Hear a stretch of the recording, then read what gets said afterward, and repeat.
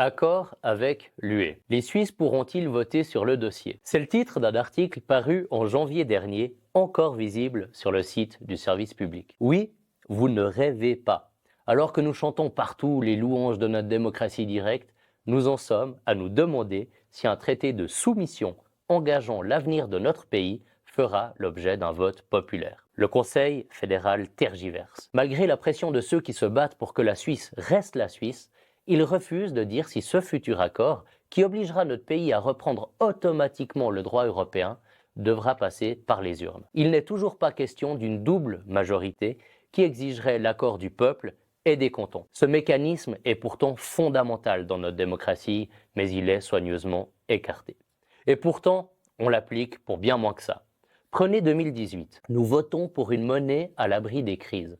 Selon un projet, l'émission monétaire sera possible uniquement par la Banque nationale. Ce sera non tant au niveau des cantons que de la population en général. Ou en 2002, cette fois il faut voter sur un article constitutionnel concernant l'aide au logement. Majorité populaire, mais minorité des cantons, donc rejetée. On défend la double majorité pour des sujets techniques ou ultra-marginaux, mais on la juge trop contraignante dès qu'il s'agit de notre souveraineté juridique face à Bruxelles. C'est l'absurde version fédérale. En 2019 déjà, à propos de l'accord de soumission, le Conseil fédéral répondait qu'il verrait plus tard si une modification de la Constitution serait nécessaire. Autrement dit, si un référendum obligatoire avec double majorité devrait avoir lieu.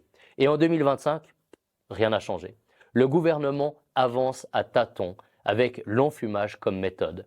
Certains rêvent même d'un passage en douceur par le Parlement, suivi, au mieux, d'un référendum facultatif. Une simple majorité populaire, à condition que quelqu'un prenne la peine de lancer un vote. Mais on ne gouverne pas une démocratie par omission. On ne signe pas un traité majeur dans le dos de ceux qui devront en subir les conséquences. La double majorité n'est pas un détail technique. C'est une ligne de défense. La garantie que le peuple suisse, dans toute sa diversité, ne sera pas engagé sans son plein accord. Alors la vraie question n'est pas « les Suisses pourront-ils voter ?» C'est « jusqu'où acceptera-t-on qu'il soit écarté au moment où tout se joue ?» Je suis Raphaël Pommet et je vous invite à rejoindre ProSuisse pour que le peuple ait également le droit de se faire entendre quand ça compte vraiment.